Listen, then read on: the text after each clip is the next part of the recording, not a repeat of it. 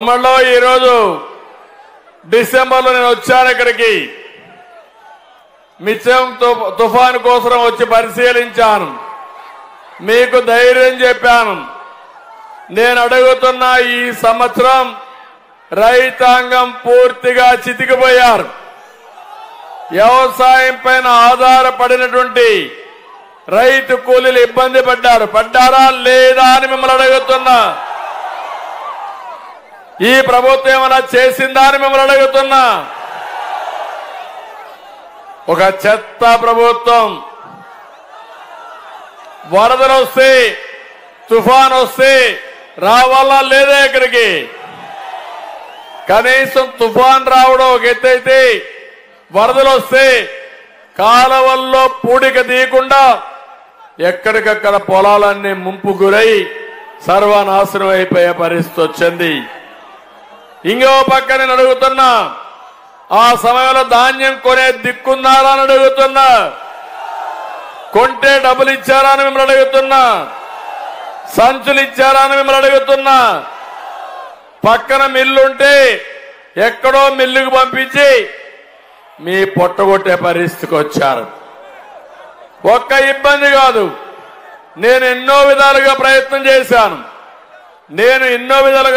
చేసినా ఈ ప్రభుత్వం ఏ మాత్రం కూడా లెక్క పెట్టుకోకుండా ఇష్టానుసారంగా చేశారు.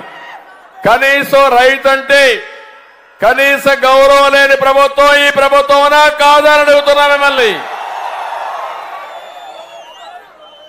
కరోనా సమయంలో అందరూ హాలిడే తీసుకున్నారు. ఒక్క రైతుకి హాలిడే లేదు, లాక్డౌన్ లేదు. కరోనాలో రైతులు కూడా లాక్డౌన్ చేసుంటే తింటుండేదా తమ్ముళ్ళు అని మిమ్మల్ని అడుగుతున్నాం. అన్నదాత, మనకందరికి తిండి పెట్టే అన్నదాత పెద్ద ఎత్తున తుఫాన్ వచ్చి ఇబ్బంది పడితే ఏమాత్రం పట్టించుకోలేదు ఈ జగన్మోహన్ రెడ్డి గారు. ఇక్కడికే వచ్చాడు, నేను వస్తున్నానంటే పోటీ వచ్చాడు. వరదల్లో కూడా పరదాలు కట్టుకొని వచ్చాడు ఆయన, అవునా కాదా? రెడ్ కార్ పెట్టేశారు ఇక్కడనే, జ్ఞాపకం ఉందా మీకు? ఆకాశంలోనే తిరిగాడు 5 ఏళ్లు. ఆయన ఆకాశంలో తిరిగితే కిందన చెట్లని నరికేశారు, అవునా కదా? ఆయన ఆకాశం తిరిగితే కింద ఉండే చెట్లు ఏం చేసే తమ్ముళ్ళు? అలాంటి దుర్మార్గుడు ఈ ముఖ్యమంత్రి. 2 ఫోటోలు తీసుకున్నాడు.